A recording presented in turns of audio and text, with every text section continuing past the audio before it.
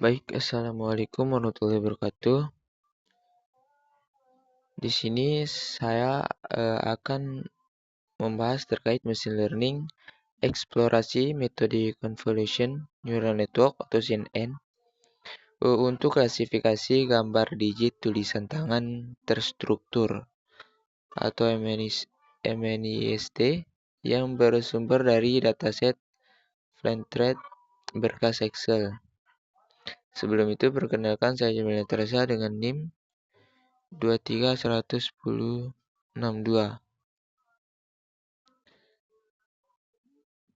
dan teman saya ada Adrian dan Denny.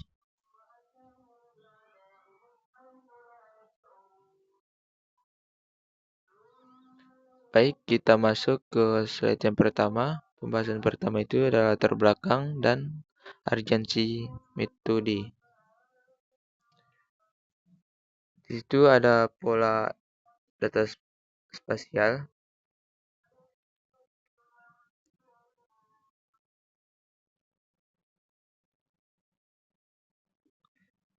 Jadi mesin learning konvensional itu seringkali gagal mengenali ketergantungan spesial pada citra dua dimensi secara optimal. Jadi untuk keunggulan CNN itu sendiri merupakan arsitektur deep learning terbaik untuk pengolahan gambar dikarenakan mampu mengekstrak fitur spasial secara otomatis tanpa rekayasa manual. Jadi MNIST itu sendiri merupakan dataset standar global klasifikasi digit tulisan tangan 0 sampai 9. Pada tugas praktikum ini, dataset MNIST dibaca langsung dari file Excel berupa array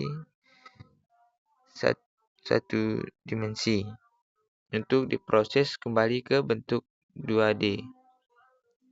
Mungkin teman-teman bisa dilihat di situ dari data Excel dulu, baru menuju ke CNN, kemudian ke prediksi digit. Lanjut. Di situ yang kedua itu ada karakteristik dataset MNIST Excel.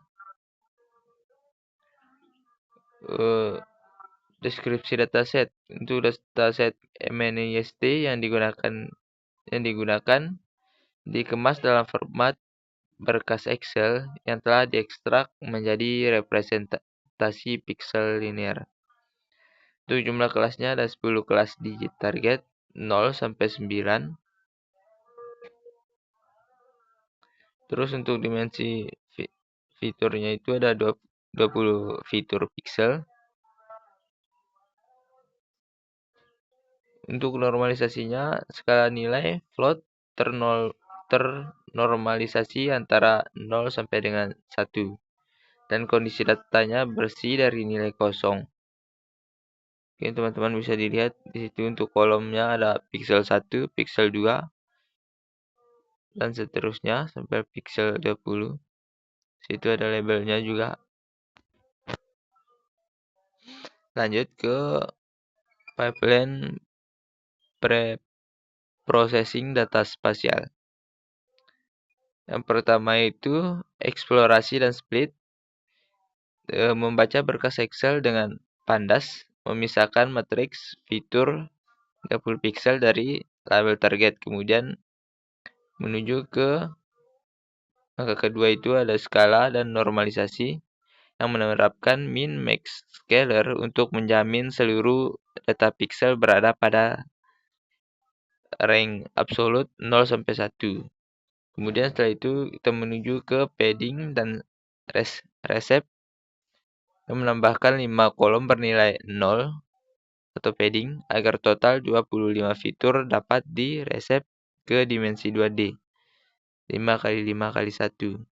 Kemudian setelah itu kita menuju ke encoding label.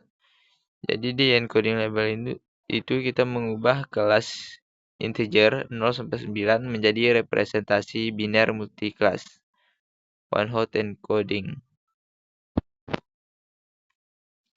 Lanjut, ada arsitektur konvolusi model 5x5. Spesifikasi layer modelnya, model dibangun dengan urutan layer sekuensial adaptif untuk gambar dimensi mikro. Di situ ada conv 2D dengan 32 filter yang mengekstrak 32 fitur spasial lokal aktivasi relu. Kemudian ada max polling 2D 2x2 yang reduksi dimensi spasial dan mempertahankan fitur paling dominan. Kemudian yang ketiga ada conv 2D untuk 64 filter penajaman fitur spasial abstrak tingkat lanjut. Kemudian di situ ada flatten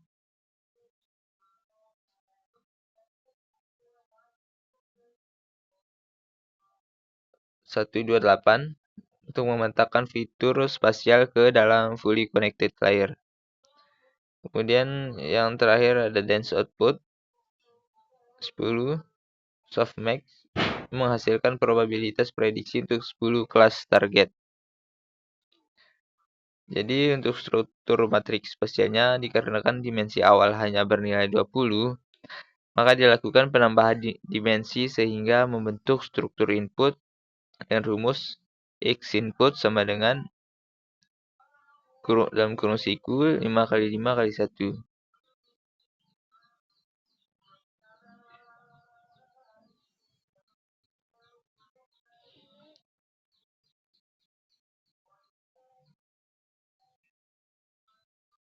Lanjut di situ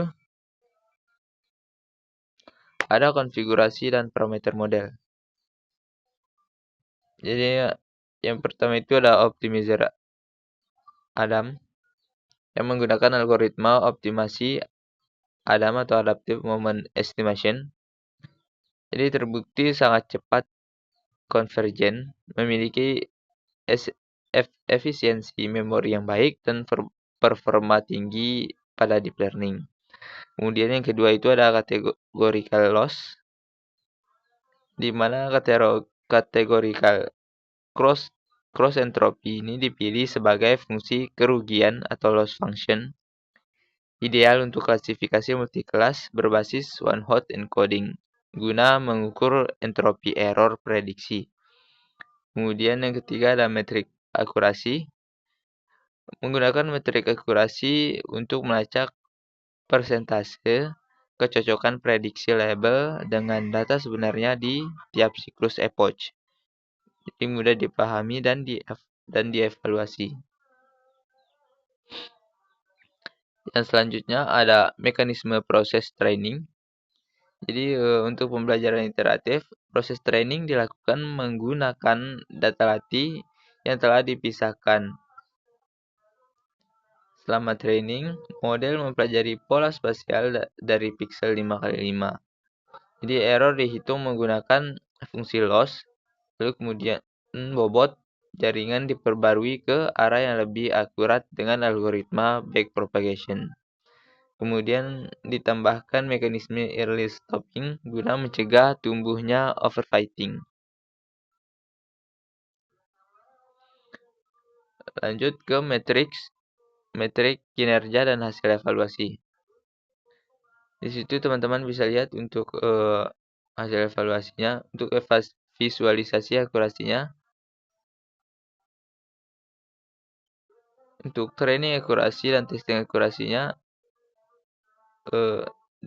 sama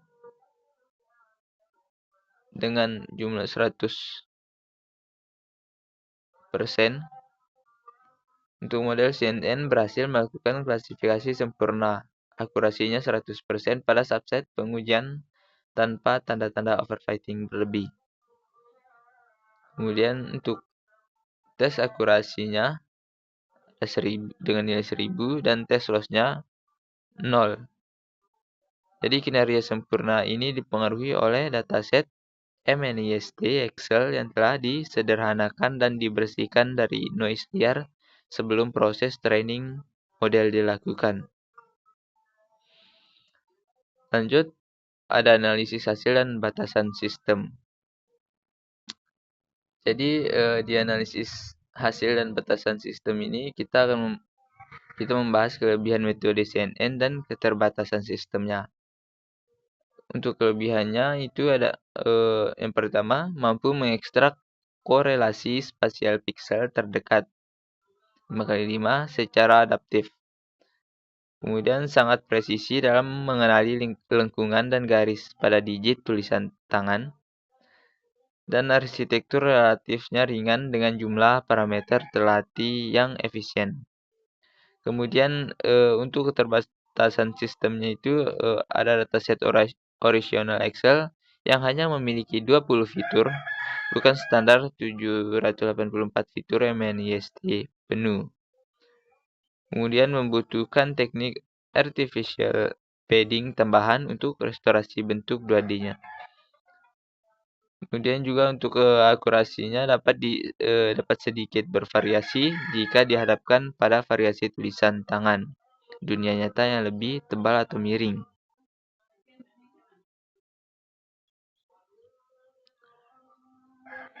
Jadi untuk kesimpulan hasil praktikum dapat disimpulkan bahwa implementasi sukses algoritma CNN-nya berhasil diimplementasikan menggunakan framework TensorFlow atau Keras untuk klasifikasi dataset MNIST Excel.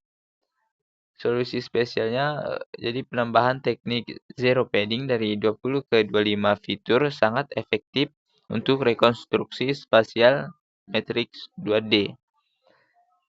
Kemudian untuk akurasi maksimalnya, model mencapai nilai akurasi pengujian hingga 100% pada dataset terstruktur yang telah disediakan.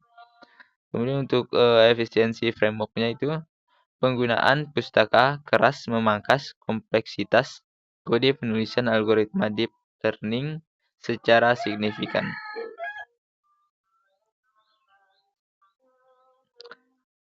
Mungkin itu saja untuk presentasi kelompok kami. Sekian, Assalamualaikum warahmatullahi wabarakatuh.